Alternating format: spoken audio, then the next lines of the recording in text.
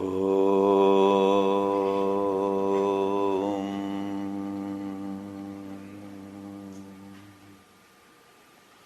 वक्रतुण्डमहाकाय सूर्यकोटिसमप्रभ निर्विघ्नं कुरु मे देव शुभकार्येषु सर्वदा। ॐ महागणपतये नमः।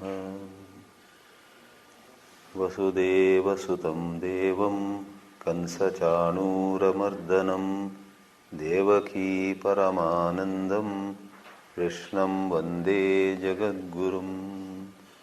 सदाशिवसमारम्भां शङ्कराचार्यमध्यमाम् अस्मदाचार्यपर्यन्तां वन्दे गुरुपरम्परां। श्रुतिस्मृतिपुराणानाम् आलयं करुणालयं नमामि भगवत्पाद शङ्करं लोकशङ्करं। शङ्करं शङ्कराचार्यं केशवं बादरायणं सूत्रभाष्यकृतौ वन्दे भगवन्तौ पुनः पुनः। यैरिमे गुरुभिः पूर्वं पदवाक्यप्रमाणतः व्याख्याताः सर्ववेदान्ताः तान् नित्यं प्रणतोऽस्म्यहम्। ॐ नमो भगवते वासुदेवाय।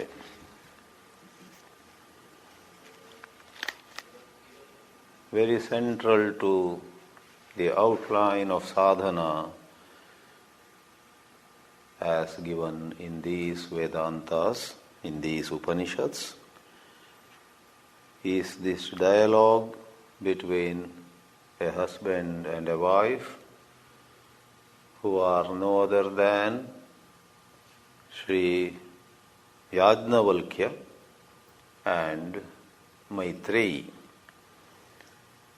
When Maitreyi says she would not like to know what makes Yajnavalkya leave all his home and property and go away,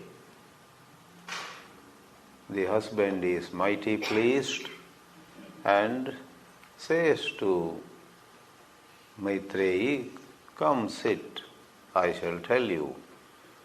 And in the paragraph we saw yesterday, Yajnavalkya makes it clear that numerous objects, different persons, different places, positions, possessions, and so on,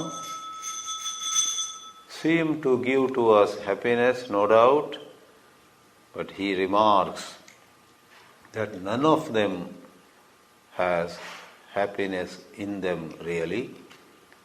It is all incidental, it is all a matter of the setting when certain mental conditions make that particular person or object seem to give to us happiness. The true happiness is in the Atma.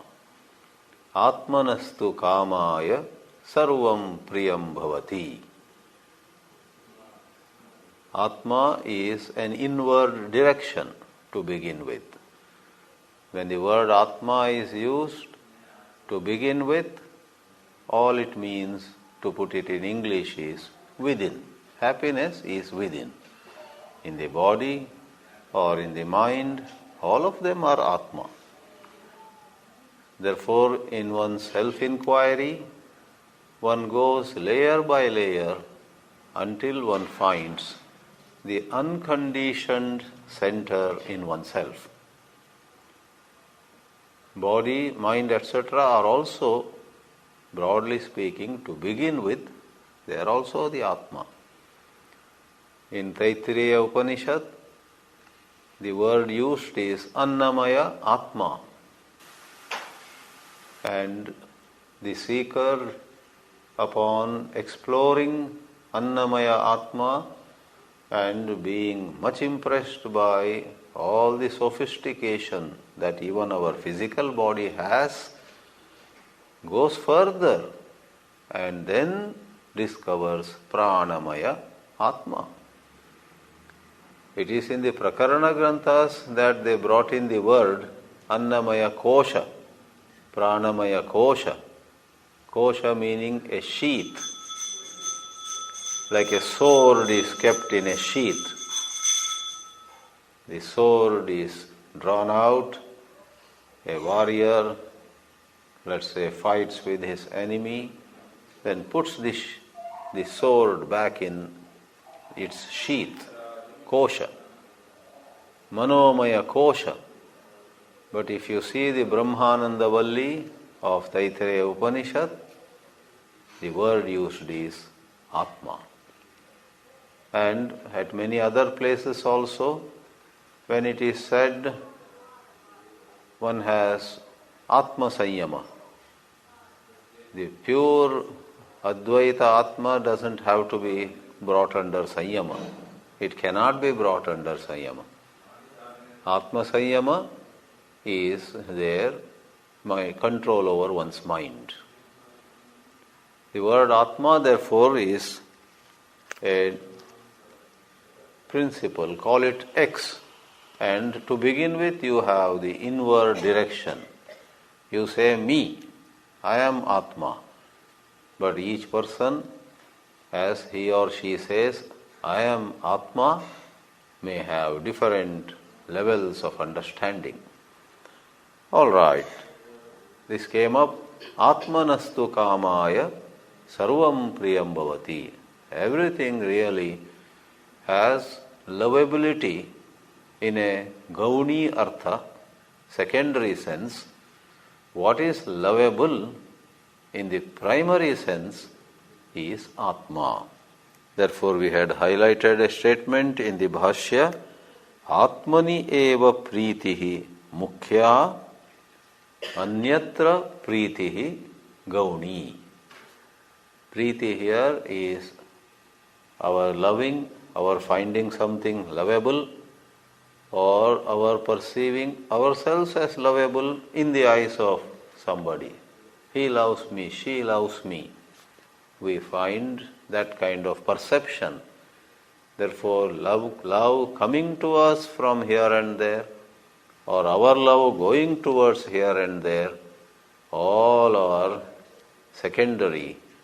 Love is our true nature. The positive message, therefore, of the Vedanta is every one of us is loving and lovable. If some youngsters, your grandchildren ask you, what is all this Vedanta you are going? You want to give them an answer which they understand immediately. Say that this is about something, this is about a teaching where we are made to understand.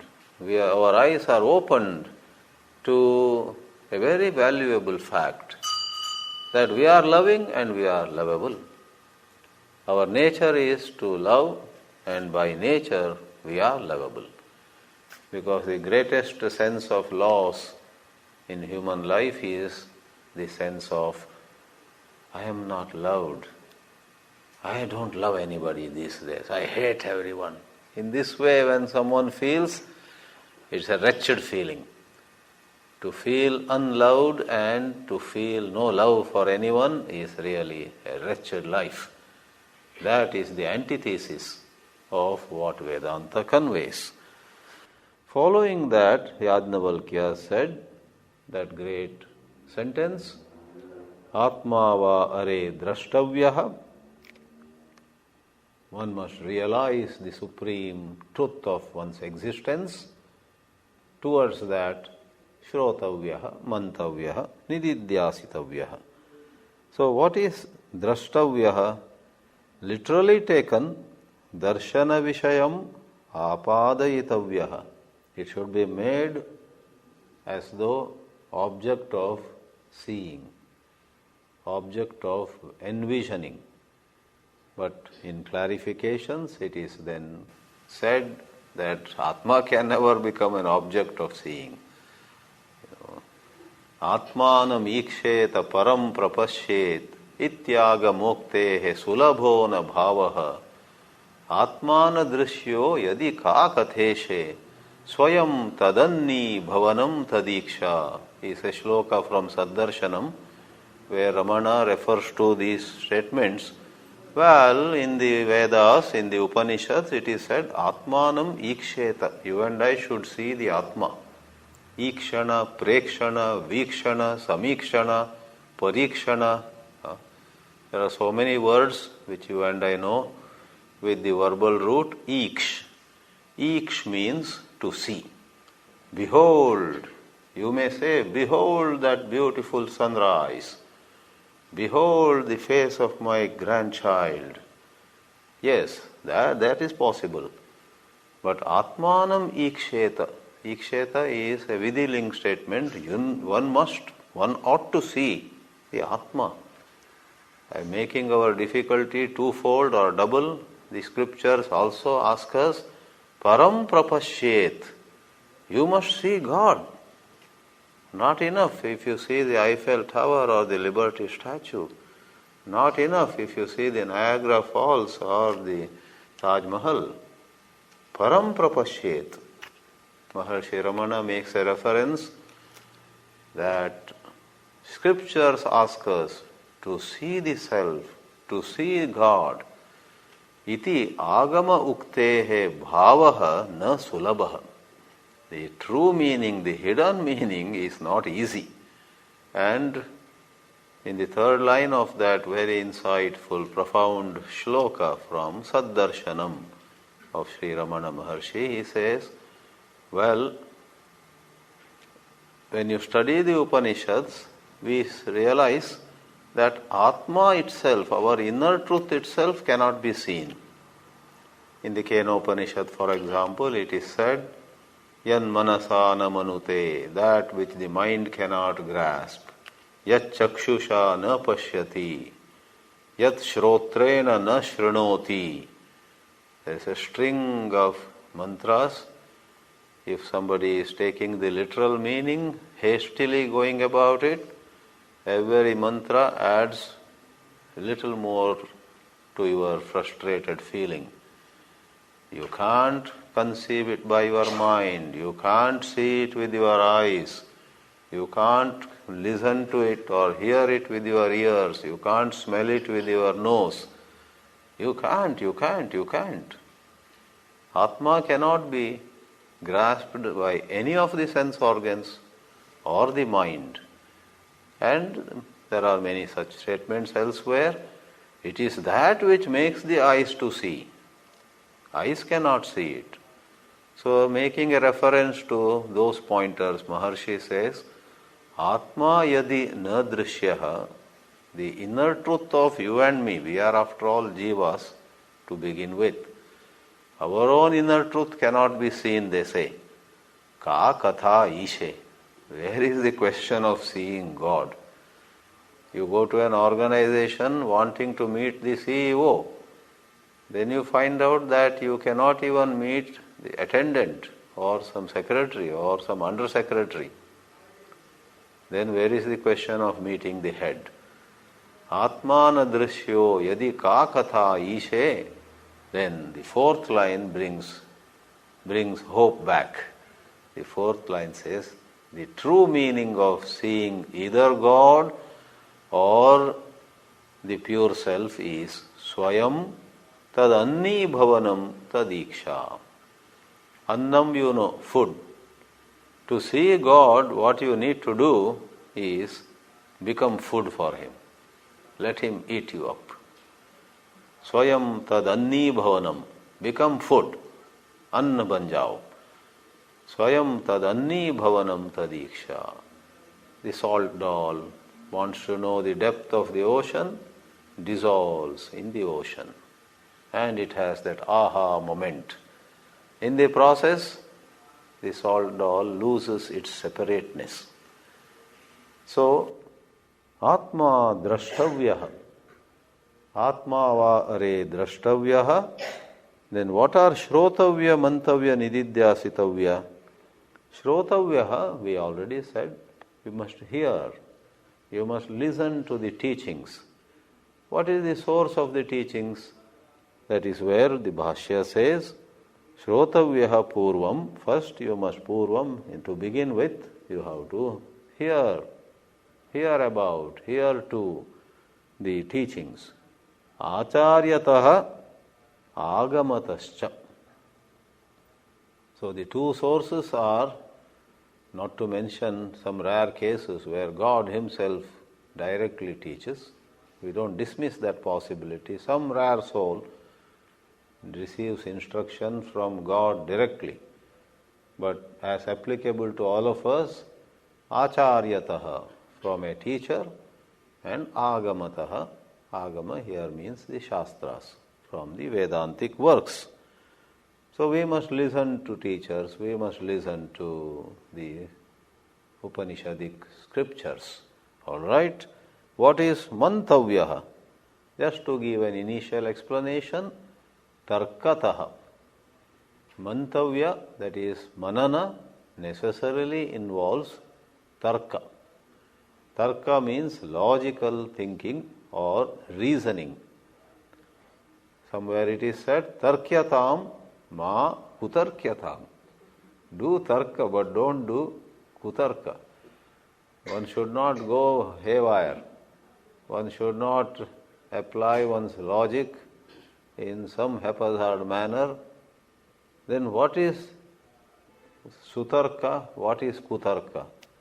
The tradition has it that only that is tarka, which is sutarka, which is Shruti Anusarini, which has to go in line with the Vedas again, the scriptures again.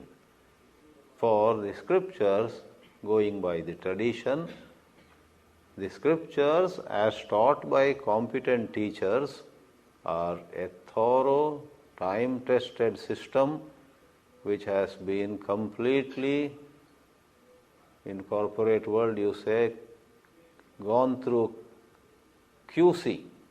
Is it QC? Quality control, yes. Completely quality tested. Tested and found okay. There is the label on the scriptures. Though, once more, there may be 2 or 3 traditions or 15 or 16 traditions. That is a different issue. So go by the tradition which appeals to you.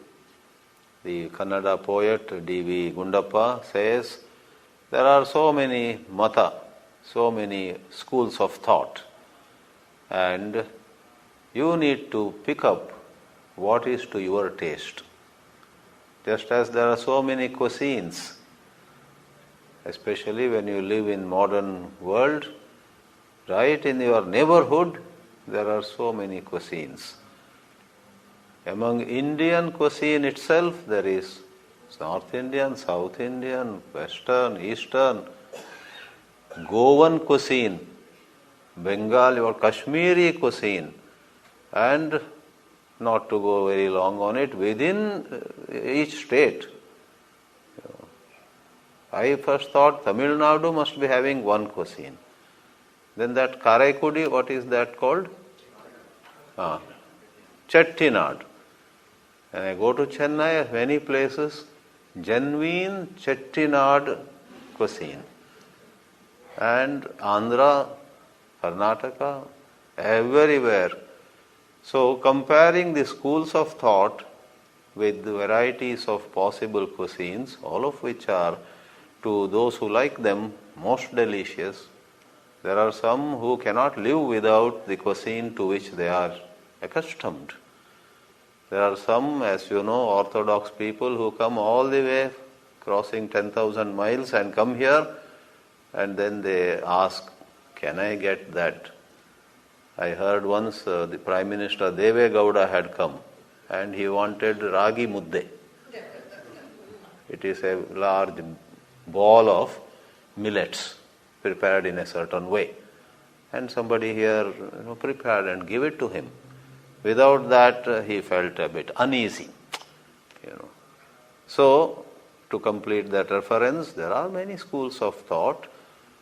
DVG, as we call him, a great poet of great wisdom, says, choose what you like and then you prepare a dish, you prepare your recipe as is tasty to you and enjoy. Let your tongue be pleased, let your body be nourished by the right mix. Who decides what is right? You only have to decide. You find out. Be true to yourself. If you have from birth onwards, without even figuring out what is happening, why it is happening, suppose you have tremendous bhakti towards Shiva, then read Basaveshwara's works, read Akka Mahadevi's works, read the works of so many Shaivite saints. That will take you further up and you will reach your goal. Somebody else from childhood onwards, irrespective of to which family she or he is born, finds tremendous love of Mother, Divine Mother. Somebody else, of course, Vaishnavas are large in number, Hari. At the very hearing of the name Hari, their hair stand on their ends. They are romancha, they are delighted. Who took the name of Hari? Who recited? Who mentioned Hari's name? And so on. There are people like that from childhood onwards. So, as there are matis, as many matis, mati means mind, so many are the matas, says DVG. Mata means school of thought. Dvaita mata, Vishishtadvaita mata, Advaita mata, Shuddhadvaita, Madhuradvaita somebody mentioned, I had not studied it, one of you, yes. Madhura Advaita, so many are there. Therefore, as many matis, intellects are there, so many matas are there in this world. Adopt yours, but even as you enjoy the Karaikudi, once more Chettinad food somewhere, let's say here also Bay Area, there may be some place. Genuine Chettinad food. As even you enjoy, this is so delicious. Please, for heaven's sake, don't say all these other restaurants should be closed down. Kaikeli, why are they here? Let us have only Chettinad food. Please do not say so. As many matis, so many matas. So that's all right. But here, tarkataha, whatever is your mata, the shastrokta, that which has been tested, that which many people have endorsed. Yes, this has worked for us. We do that in choosing to buy something. We do that even when you want to go and stay in some hotel, you nowadays see reviews on all those websites. How many people have said we had a good stay? How many people have made some negative comments? Then you go. Nowadays people trust the internet as a shastra, not Gita or Upanishads. Alas, I am just drawing a parallel. It is our tendency generally to check whether many have walked by this path. Did they have similar problems as we have now, and were their problems solved? Therefore, pretty much the Shastra has been our guiding lamp. Therefore, manana is tarkataha, as per logic and reasoning that is in line with the scriptures. Then Yadnavalkya, the husband, also had said, Nididhyasitavyaha. Some of you may wonder, what is the meaning of this word Nididhyasitavya or Nididhyasana? It's not as common as dhyana. Dhyana, meditation, is a very popular word. But Nididhyasana is only in this Vedantic Upanishadic literature, but it is not far from dhyana. Nididhyasana has a preposition ni. Ni and then didhyasana. Ni means nischayena. Nischayena means with great steadiness. As yesterday we took it up, by Shravana, our ajnana, ignorance goes away. We know what the central teaching is. In a Prakarana Grantha called Vedanta Sara, Swami Sadananda, the author, says Tatparya Nirnaya Rupam Shravanam. Shravana, listening, is marked by, or we can say, then only listening is complete when you have decided Tatparya. Tatparya means central teaching. If you attend 7 days of some discourses and finally you catch hold of some secondary teaching, it is said people used to attend Swami Chinmayananda's lectures or many others perhaps of that category back in India. Some used to go and improve their English. That is not Tatparya. Some others would go and just jot down only the jokes. They would collect new jokes. Some others would collect some references he would make to political issues or social issues and so on. Or within the scriptures also, there are numerous secondary teachings. You read Taittiriya Upanishad and then you say Pranava Upasana is the main teaching, Omkara Upasana. Taittiriya Upanishad at several places praises Om. There is no doubt it does. That is not the central teaching. Oh, Taittiriya Upanishad I have read, Satyam Vada Dharmam Chara. Of course, speak truth, live righteously is said over there. And it goes at length to describe the happiness of an enlightened soul. But an Upanishad, for example, Taittiriya, has Brahmatmaikatva as the central teaching. Not just by the teacher saying 7 times Brahmatmaikatva is the central teaching, but the student has to figure out, yes, I can see that.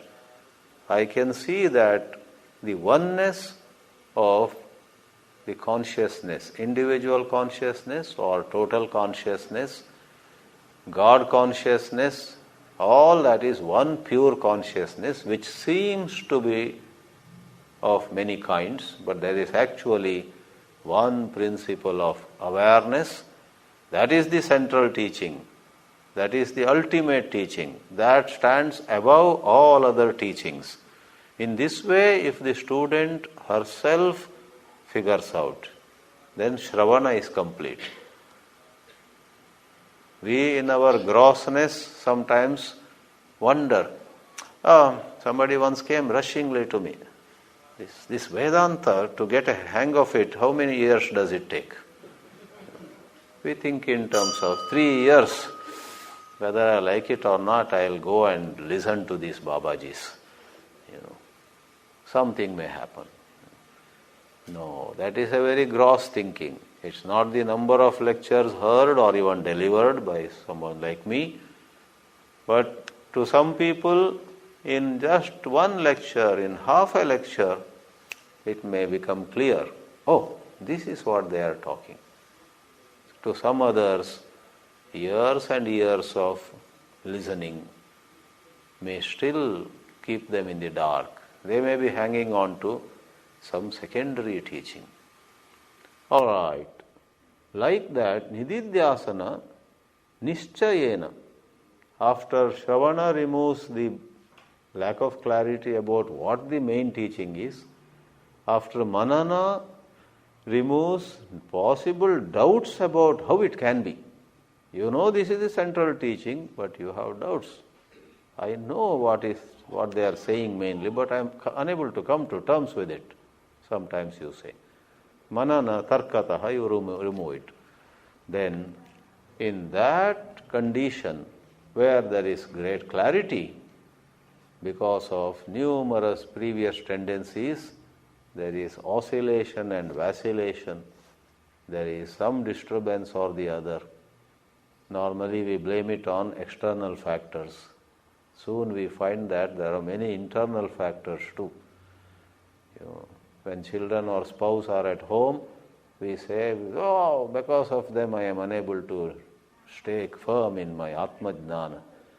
One day all of them go, and you think that you would do wonderful meditation that day. Then it so turns out, and there may be exceptions, but most of the times that day the man or the lady sleeps more than ever before. because others were there, maybe in some ways they were disturbing, but they would not let you sleep also too much if others are there. When there is nobody, then no one to ask. Puchne wale nahi hai, they say. So you discover that, true factors of disturbance are more within me. Even when there is somebody, actually more than what he does or what she does, what they do, it is what my mind makes of what they do. Right? I don't have to elaborate. What my mind makes of their smile or frown, they are asking me to do something or they are not talking to me, whatever. What my mind makes of it causes disturbance in us. So, nischayena dhyatavyaha, nididhyasitavyaha means with more and more steadiness, more and more of lack of vacillation, one must stay put in that understanding. Dhyatavyaha comes from the same root as is found in dhyana. So, dhyana and nididhyasana ultimately are one and the same.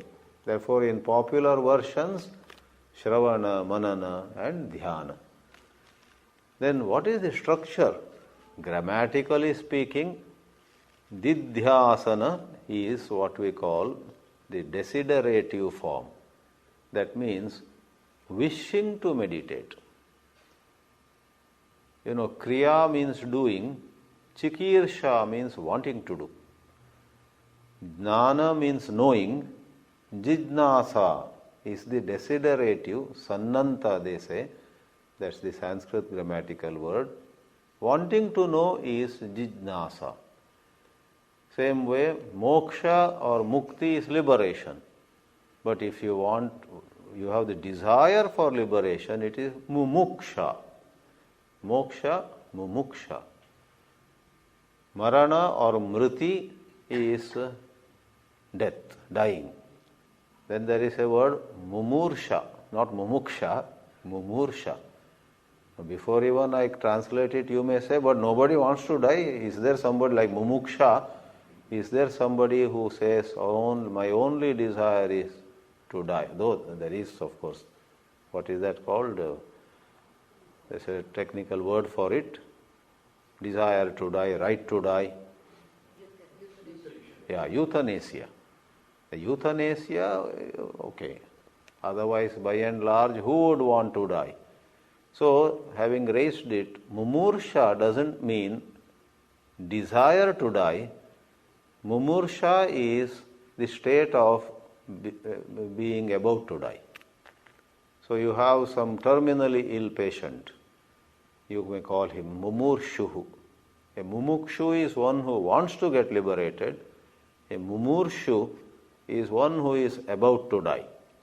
All right. Nididhyasana. Here, didhyasana is like that. Literally taken, it is the desire to meditate. But practically, it just means meditation.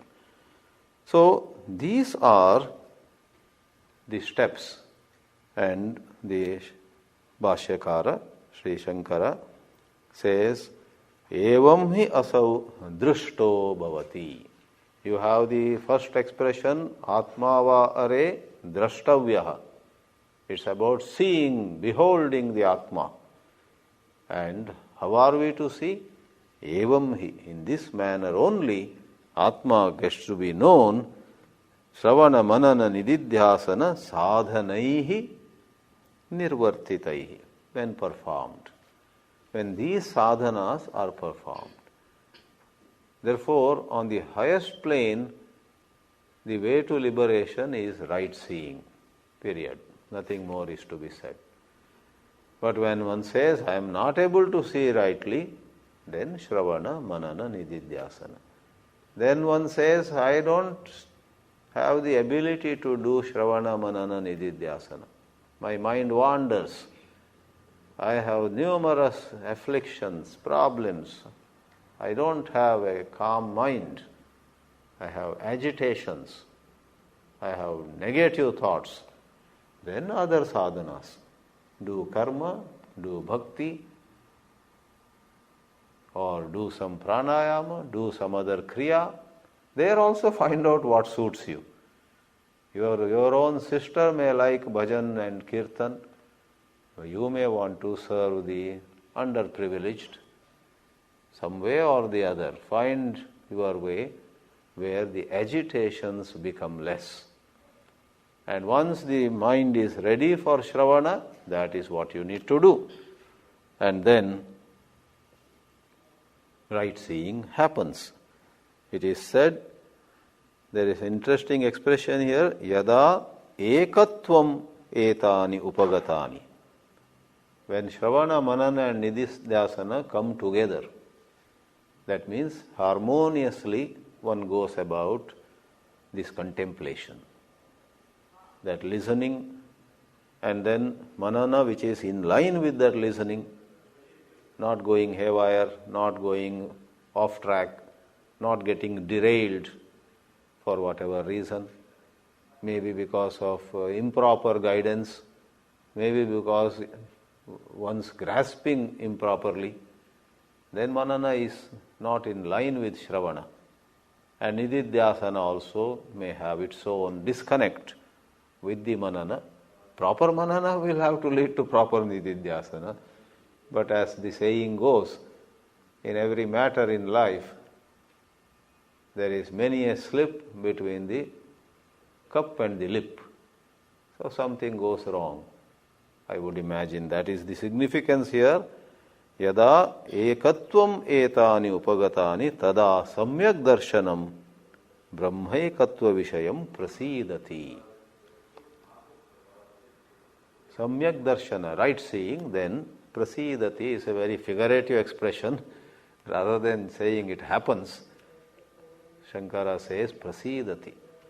Prasidati is, when you do a puja and God becomes pleased with you.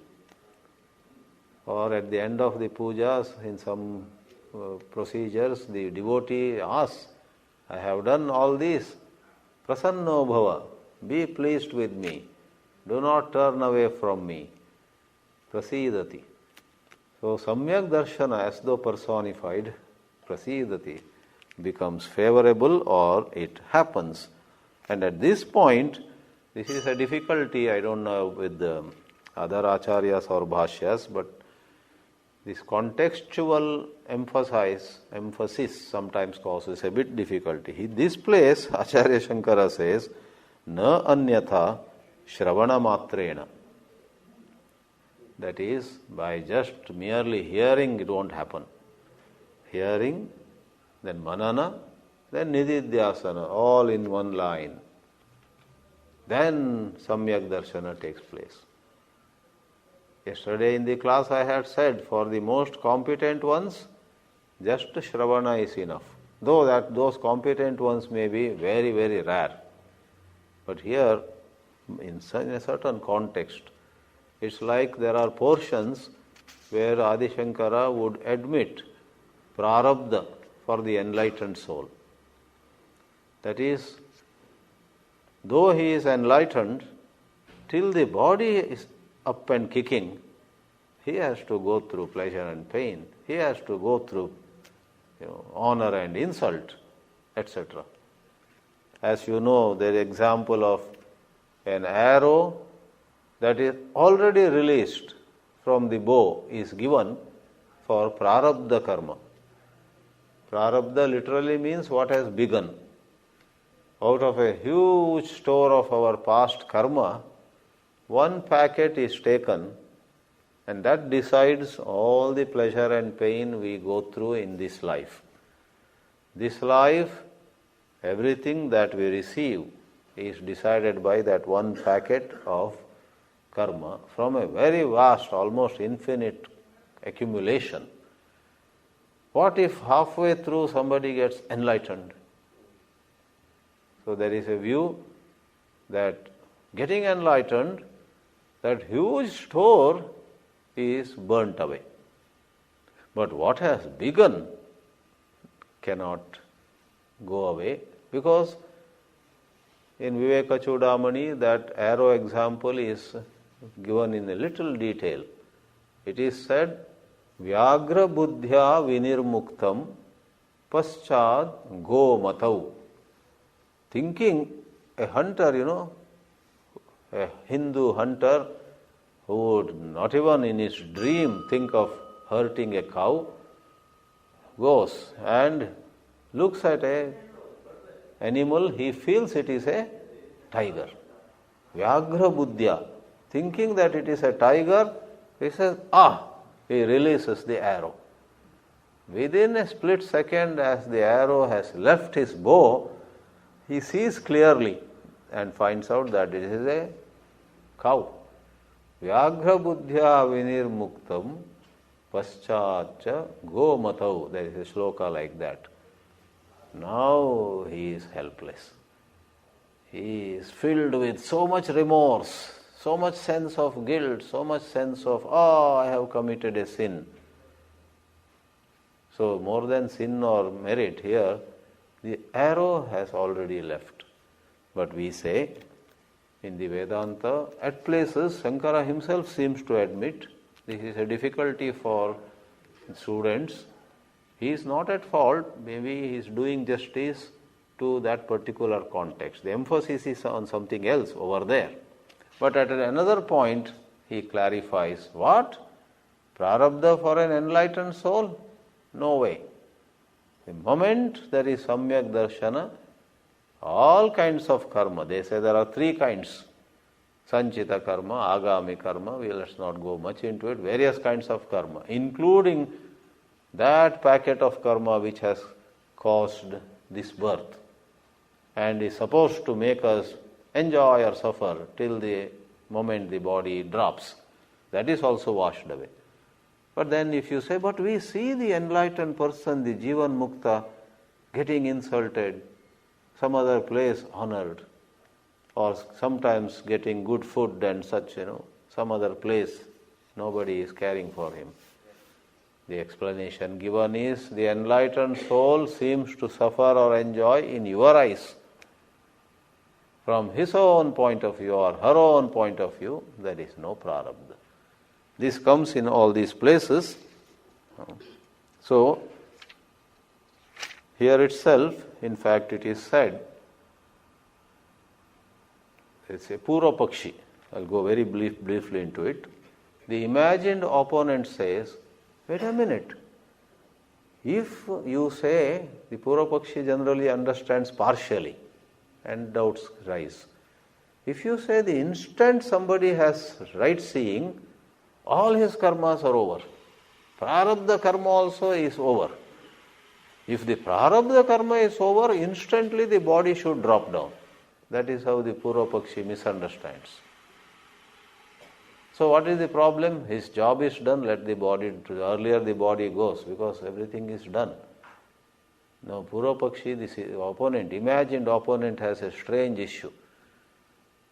If, let us say, a man gets enlightened, and because his job is done, all his karmas are over, the body has no purpose now, the body drops.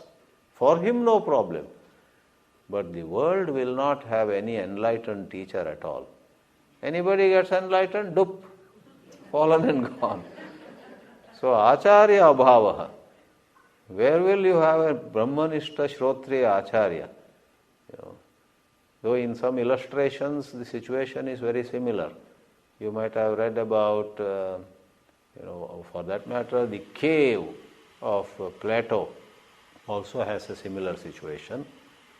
I think in the example, in the very metaphoric story that Plato gave, there is a cave and all are living inside the cave. Nobody comes out. They live a very uncomfortable life. But one guy somehow makes his way out. He sees the open fields, he sees fresh water, he sees all this. He enjoys for a while and he comes back. But others don't believe him. Others mock at him. When he says there is sunshine, there is water, etc., they say he is a madcap. I think then he convinces them. One or two follow him, that story. But another story, there is a kind of creatures in the bottom of a pond and one of those creatures, once in a while, there's a metamorphosis and it goes off. So the others always keep imagining that what happened. They think one is dead, one is eaten up by somebody, and so on. In reality, that one creature, slowly gathering strength, going through a metamorphosis, develops wings also and flies off. In that story, it doesn't come back, because it wants to come back but cannot, because its body has changed. The body that was made for being in water, that too in the depth of water, is no more available in that example. The winged creature cannot get in, and the wingless creatures cannot fly. There is a disconnect. So coming back here, if prarabdha also gets over and the person falls down, then who will teach? So in the Advaita Vedanta, having raised it, what is said is, for the enlightened one, completely there is freedom. And in the onlooker's eyes, this person may be going through pleasure and pain. Once people were discussing such portions in the vicinity of Sri Ramana Maharshi, and he was sitting there, maybe with the eyes closed or so. They thought that against a pillow or against a backrest he had gone to sleep. And they were talking very loudly, devotees. They were discussing some such portion, and then they said, you see, in such and such place Shankara has said that other karmas get washed away, but prarabdha remains. Agami and sanchita go away, but prarabdha remains. Therefore, suppose somebody's prarabdha is to live for 80 years, and he got enlightened at 65.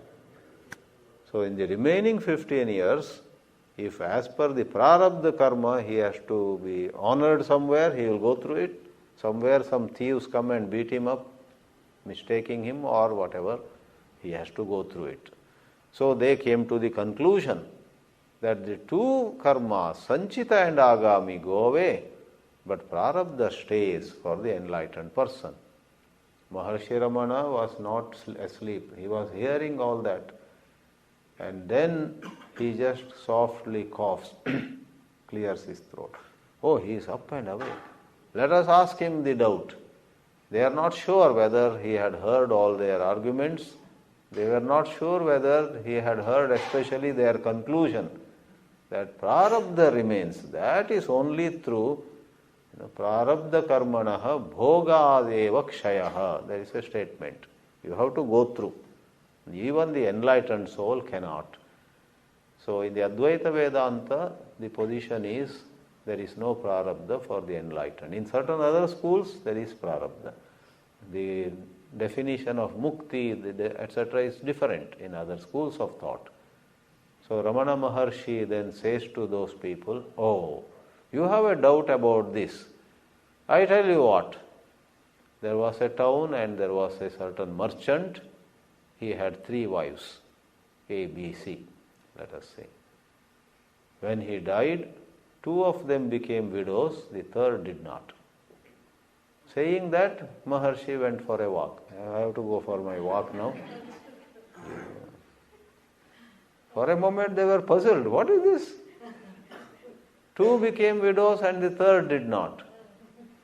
Then they understood. Just as that is not possible, don't create some new scene, the 3rd one had maybe another husband or something. Don't take the simplest scenario. Well, this is a way of answering. Just as it is absurd to say 2 of them became widows and the 3rd did not, it is absurd to say agami and sanchita go away, prarabdha doesn't. Therefore we say Ramana Maharshi in recent times was a shining example of going very close, if not 100% same, with Shankara. May not be 100% same, Everywhere there are some differences. In each school, different acharyas, different saints, different enlightened ones or the best ones over there. In each school they have different areas of emphasis. Having raised it, you may ask me, what possible difference there could be between Shankara and Ramana? One possibility is, I'm just calling it a possibility, Ramana, all said and done, in the Siddhanta he comes very close, but in the sadhana there is a certain emphasis of will, abhyasa, practice. Who am I? Sit and handle your thoughts. Any other thought comes, come back to who am I. So there is a degree of emphasis on abhyasa and the use of will.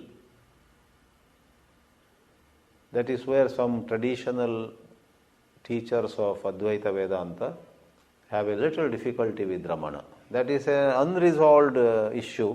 I also don't want to give a conclusion on it, but to give you a little idea, they get a feeling that Maharshi Ramana had in his previous lives done a lot of yoga sadhana. Yoga is Raja Yoga.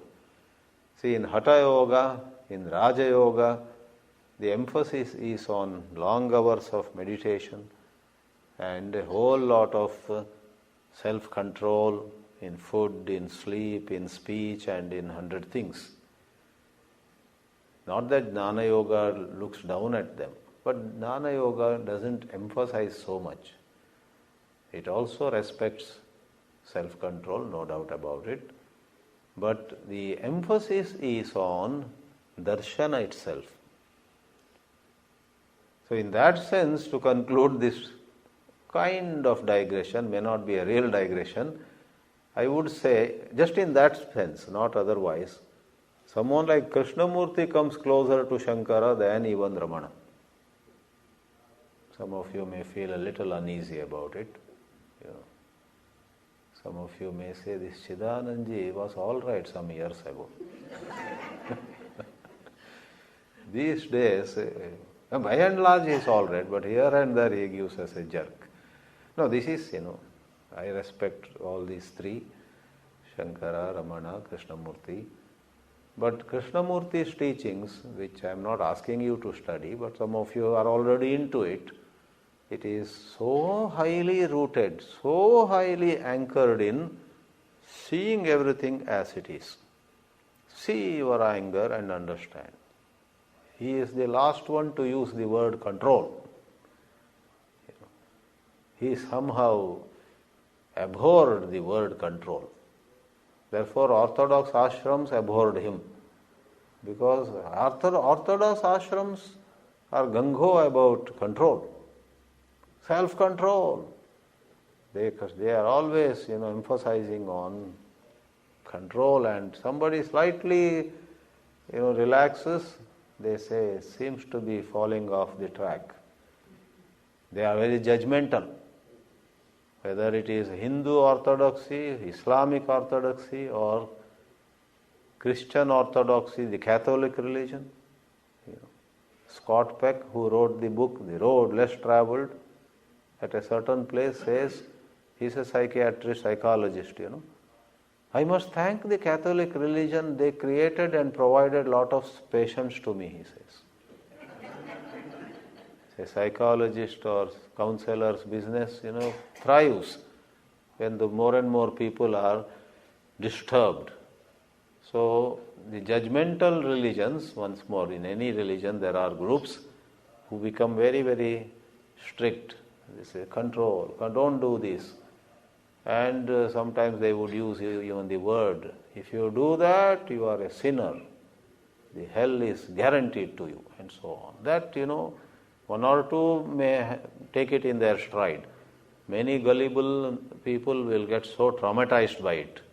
The padri or the whoever priest all the time saying, this is not allowed, you will go to hell, and so on. So Scott Peck had said it. All right. In right seeing, all the three karmas thus go away. Now we go today in connection with this Shrotavyaha, Mantavyaha, Nididhyasitavyaha. This necessarily goes to a related issue. The related issue is, in this case, Yajnavalkya says, and then he goes on to give an idea of what Atma is, or probably Maitreyi also walks with him. We don't know the later story. She then goes for Shravana Manana.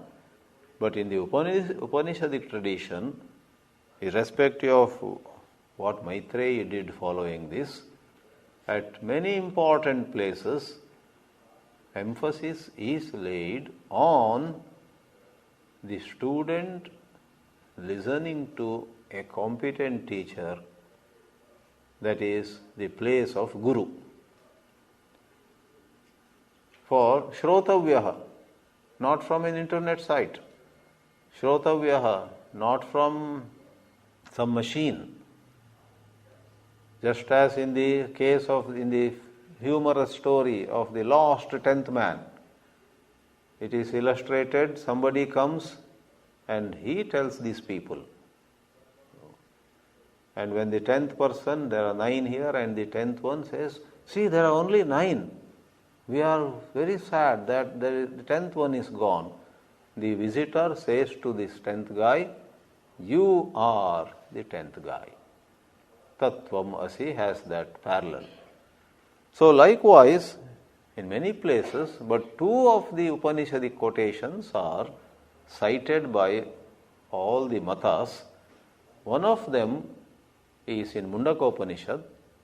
In the very first chapter, Mundaka, it is said, when somebody examines that all that we can possess, we can buy, we can acquire, all that we can enjoy in this life or in after this life, all of them, one closely examines, have limitations. Not just limitations, sad limitations. So that is mentioned in Mundaka Upanishad, Parikshya lokan karmachitan brahmano nirvedamayat. Then one becomes more and more detached. Detached means a larger angle of view.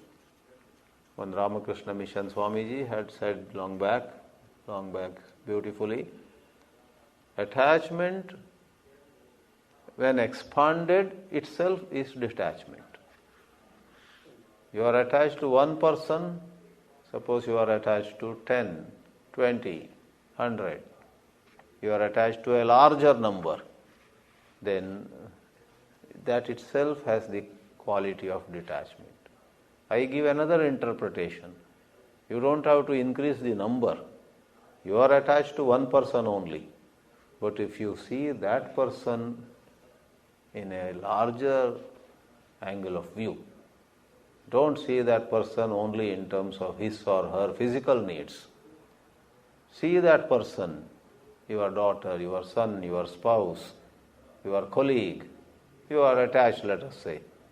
Moment you begin to see the other person holistically, as the word goes, you see the person from a holistic point of view. Because none of us is just the body. Food, shelter and clothes cannot satisfy any of us. Very soon in any relationship, it is the emotional exchanges. It is the learning from each other. It is a whole lot of, what goes under the word caring, understanding. So if the other person feels truly understood, that is a greater gift. So not necessarily larger number, that's one way, but even with the person to whom you feel you are very attached, deepen your relationship. Then it is detachment. So Mundaka Upanishad says, Nirvedam ayat. Nirveda is vairagya there. Nirveda is detachment. And then what is one to do? The famous line is, Sa gurumeva abhigachet. That person should go to a guru. How should the guru be? That Mundaka Upanishad mantra says, Shrotriyam Brahmanishtam. That person should be established in Brahman about which he is talking. Very hard really to find anyone like that, but as close as you can get. Try to have Basically, what is the hallmark of Brahmanishta? If somebody is established in that highest truth, more than anything else, the hallmark of it is desirelessness. He is without any selfish desires. He or she, that guru who can help you significantly, he is above personal desires. He or she is not interested in building an empire. He or she is not interested in all those materialistic things. It is not about projecting her own personality that the true guru goes about her work. So how do you know it? That is the difficulty. To know whether somebody is desireless is not easy. Therefore we say that famous sentence, Yap pashyati, sa pashyati. You know when you know. In Fort Worth, Dallas Fort Worth, a doctor, 63, 65, still practicing, gastroenterologist. He highly regards and respects another physician who retired 10 years before, a white guy over there. So this doctor of Indian origin the other day asked the old, let's say, Jim or somebody, Jim, how did you decide to call it a day? How did you decide to retire? I want to retire. Should I retire now? Or should I wait till I am 68? Should I wait till I am 70? And this Indian doctor told me. The answer given by Jim was very nice.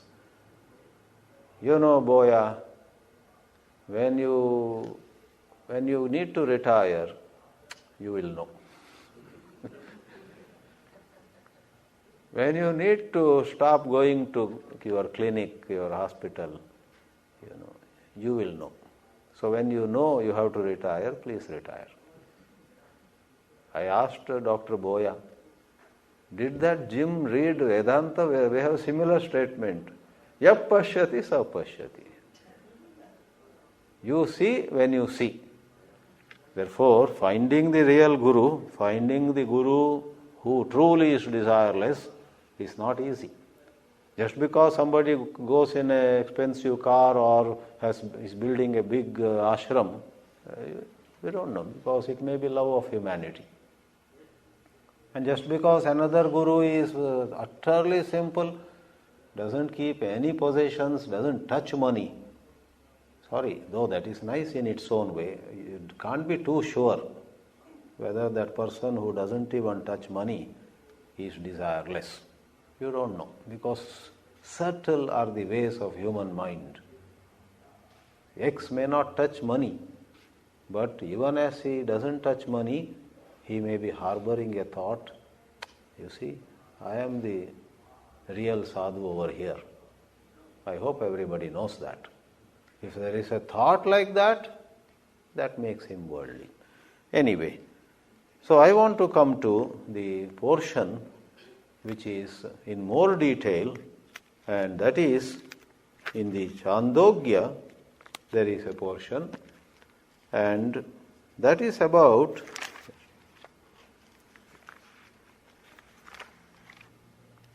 there's an interesting story Chandogya narrates in the very chapter where you have Tattvamasi.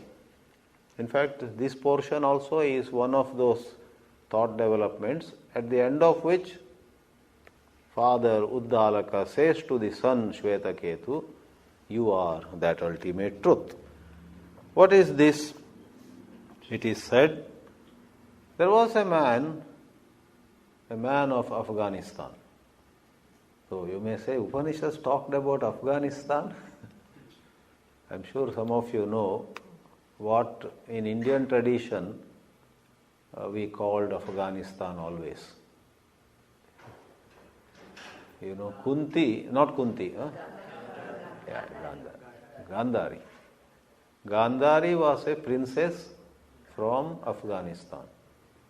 But those days it was called Gandhara Desha or Gandhara Desha.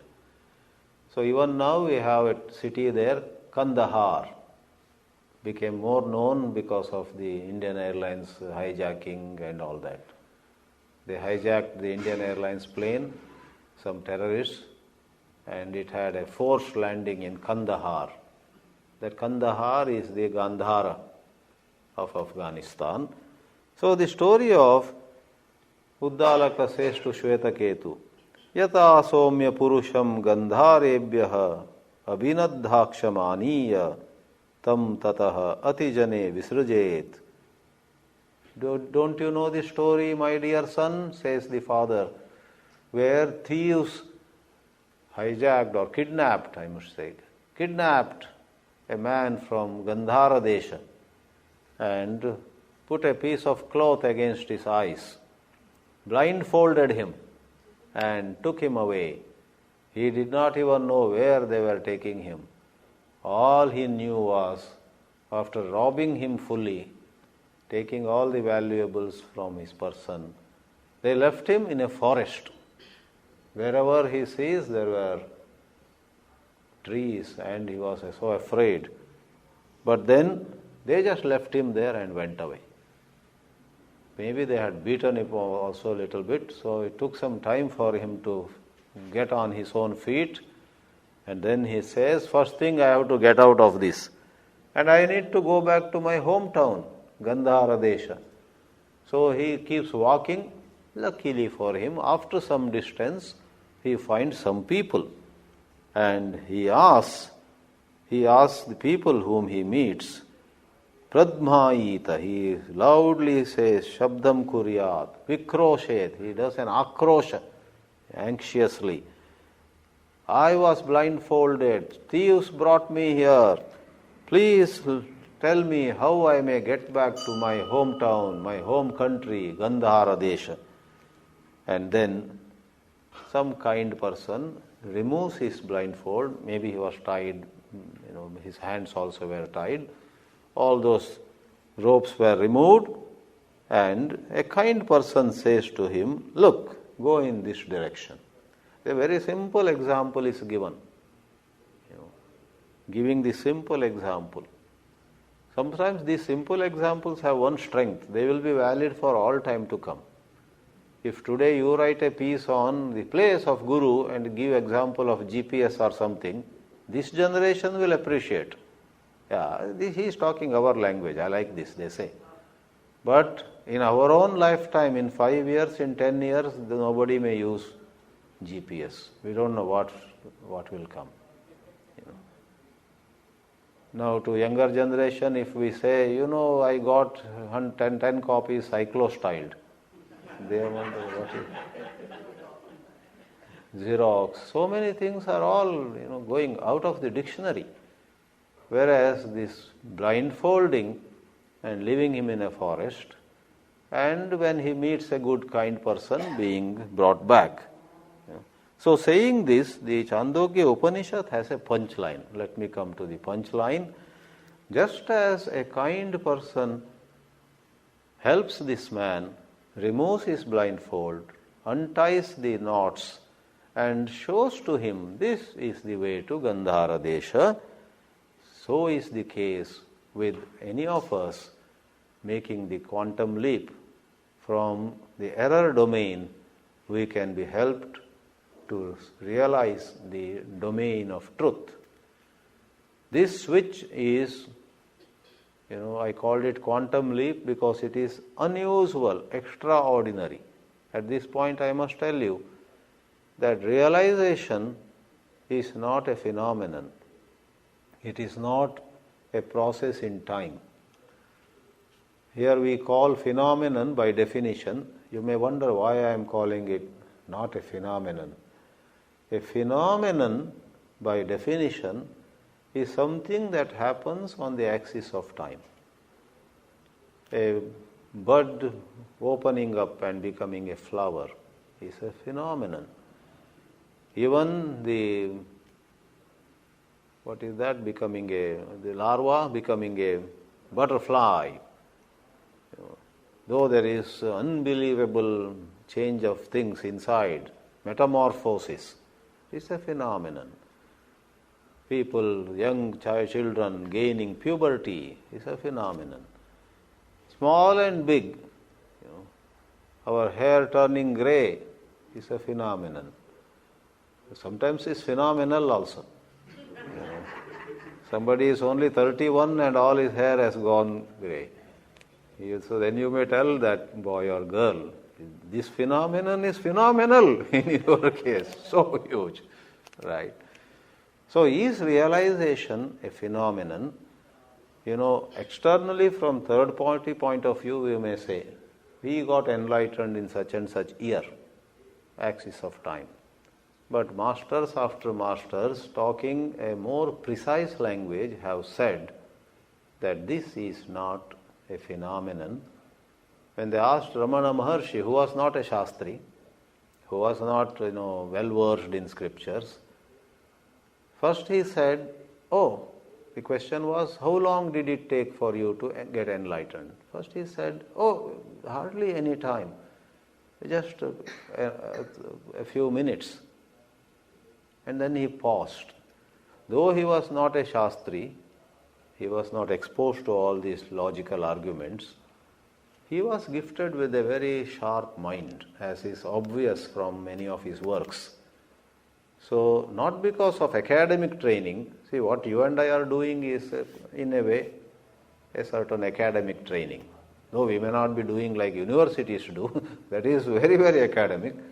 Ours also is a little close to studying in colleges and so on. Ramana was not exposed to academic disciplines, but he had the intelligence. So after a short while, Ramana, as you find a dialogue in Talks with Ramana Maharshi, hastens to add, no, not so much time, just a few seconds.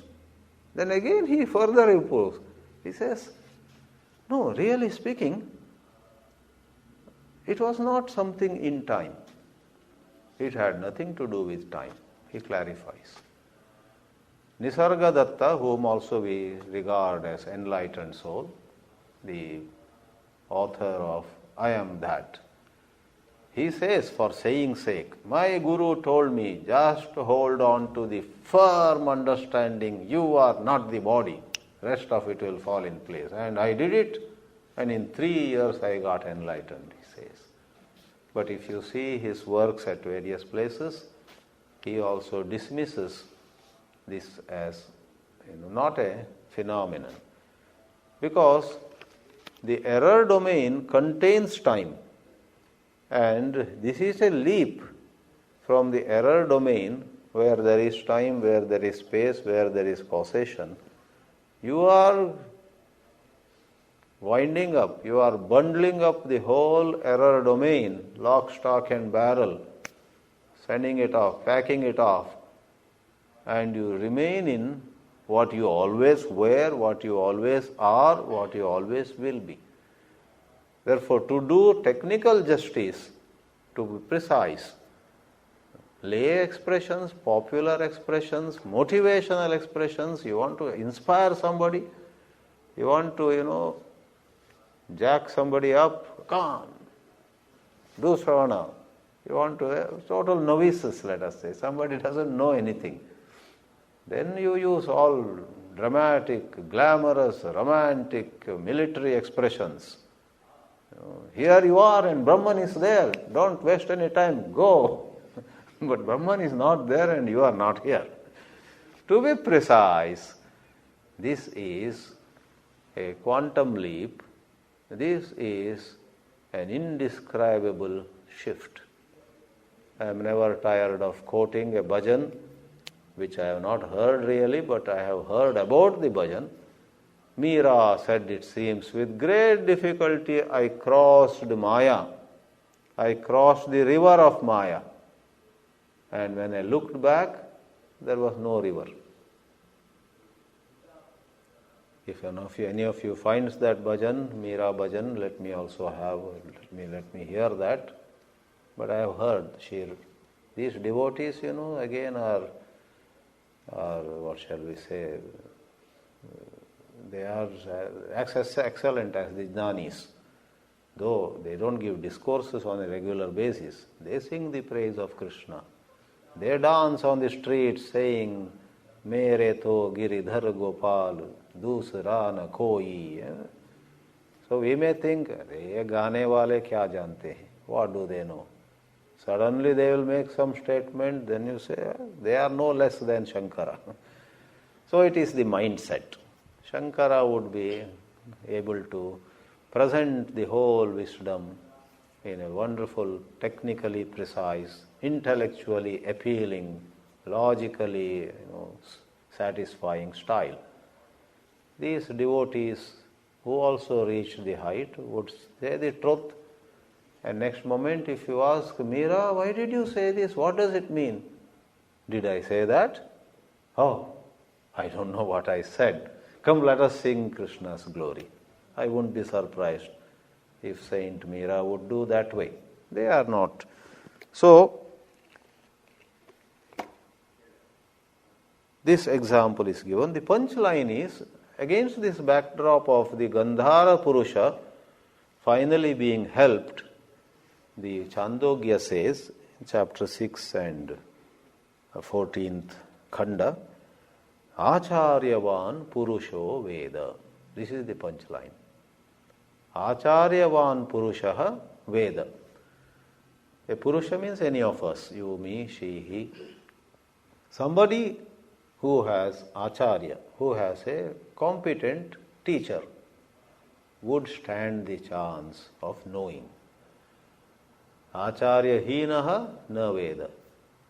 Yasya acharyaha na asti na vetti. Acharyavan means one who has an acharya, one who has a competent guide, to whom she may listen, from whom she may get clarity, with whom she, the student, can have a bit of a discussion. You said that, how can that be? And then in the light of what the teacher says, the student then reflects for all that. Manana, nididhyasana, all this is possible.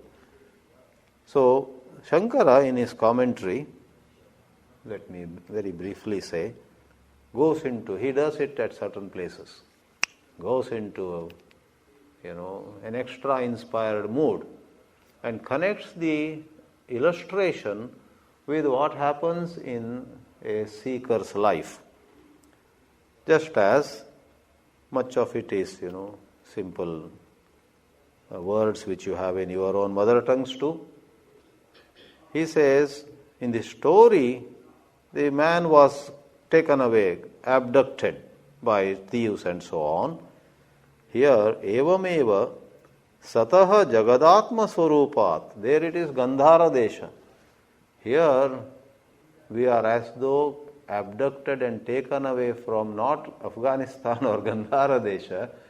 We are taken away from our true nature, which is Jagadatma Swarupa. We are that, the error-free zone, we are pure consciousness. In the error domain, we are the limited being. So, Jagadatma Swarupat, he was left in the forest. What is the forest in our case? In line with the Chandogya 6 chapters, certain contexts and certain other topics raised before, Shankara says, Tejo Bannadimayam Deha Aranyam. The forest where we have been left utterly scared and, bewildered and all that, is nothing but the forest called our body. This body identification is equal to finding ourselves in a forest. Why is he calling Deharanya? I read one more word, maybe. Tejo Bannadi. Tejo Bannadi Mayam. Now, Tejo Banna, I should not have read it. Having read it, I smell, is nothing, Greek and Latin. The 5 elements, Akasha, Vayu, Agni, Jala, Prithvi, Prithvi, are represented in the Chandogya 6th chapter through 3 only. The 3 stand for 5. What are these 3? The 3 stand for 5. The 3 are Tejo Banna. That is Tejaha, fire, up. Up is not up or down. Up means apaha, water. Anna is earth. So fire, water and earth. Because Uddalaka talks about Tejobarna, Tejobarna, Tejobarna, it comes 10 times. Therefore, in his commentary, he uses expressions that are in the context. Okay, so from the pure self, we have been abducted and left in this body made of fire, water and earth, standing for the 5 elements. And then what happens? What is the next? There are a lot of other details, but let me select some expressions.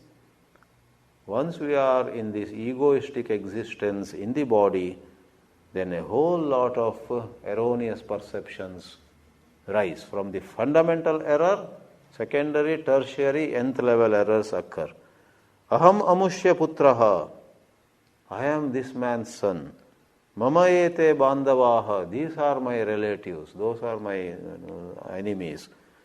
Sukhi aham, dukhi, panditaha, dharmikaha, bandhuman, I have a lot of relatives and friends. Pandita, I am very learned, unlike my neighbors, I am very accomplished.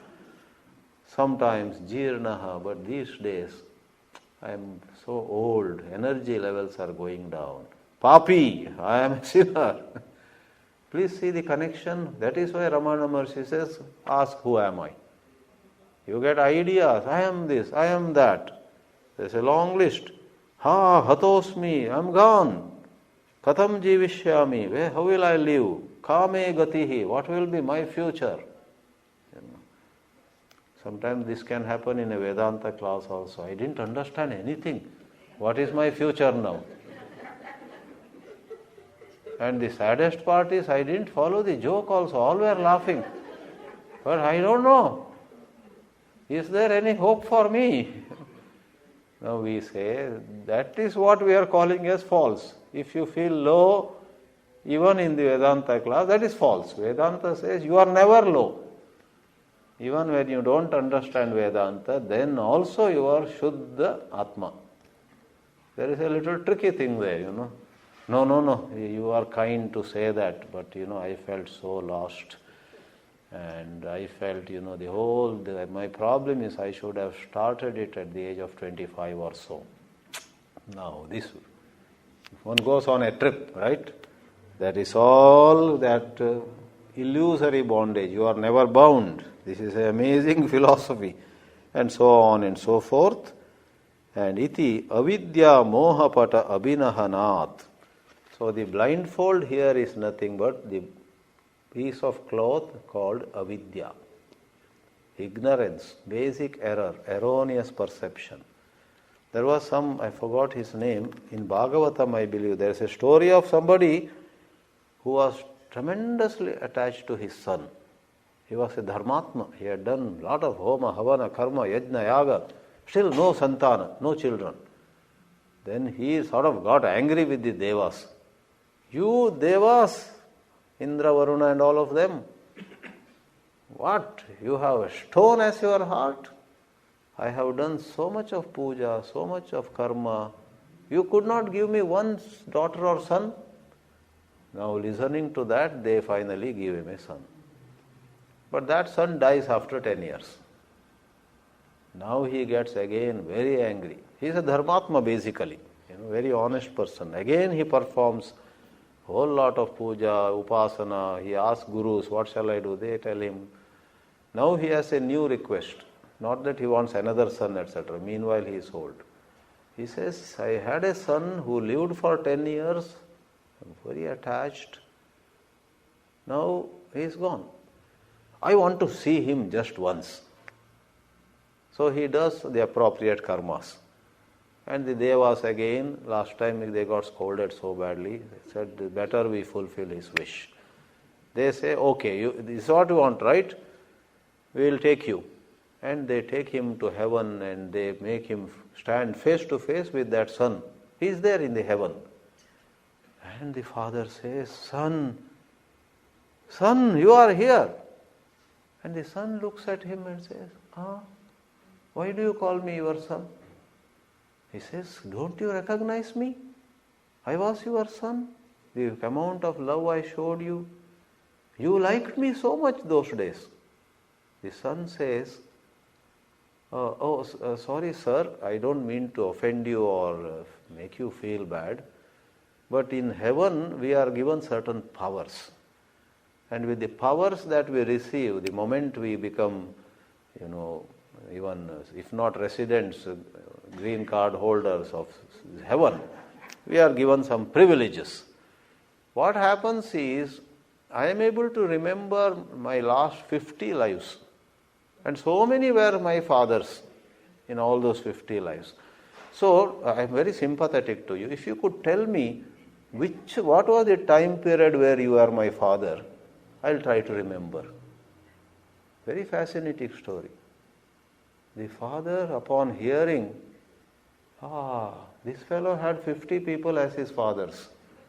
I was father in one of those 50. He just says, thank you, I have seen you, that is enough. He goes, and that gives him vairagya in that case. In which life were you my father? Please tell me. Then accordingly I will recover, I will get back my memory, recall, and then maybe connect. Right now, please don't misunderstand me. I don't mean to offend you. So that is the aranya. And lastly, avidya moha, blindfold we talked about, and one gets free. That is how acharyavan purusho veda. There are a lot of details. Those who don't know Sanskrit also can look up English translation. You will find the connection is so beautiful. This is where these acharyas also, show their mastery on language and their human side. They know how human beings suffer. Not that they are on an ivory tower of their own. They have a deep understanding of what goes on in worldly life. So, tomorrow we will take a peep into an important topic. Tomorrow, last class, we will take a peep into avasthatraya, the 3 states of experience as touched upon in Mandukya, Jagrad, Swapna and Sushupti. Om.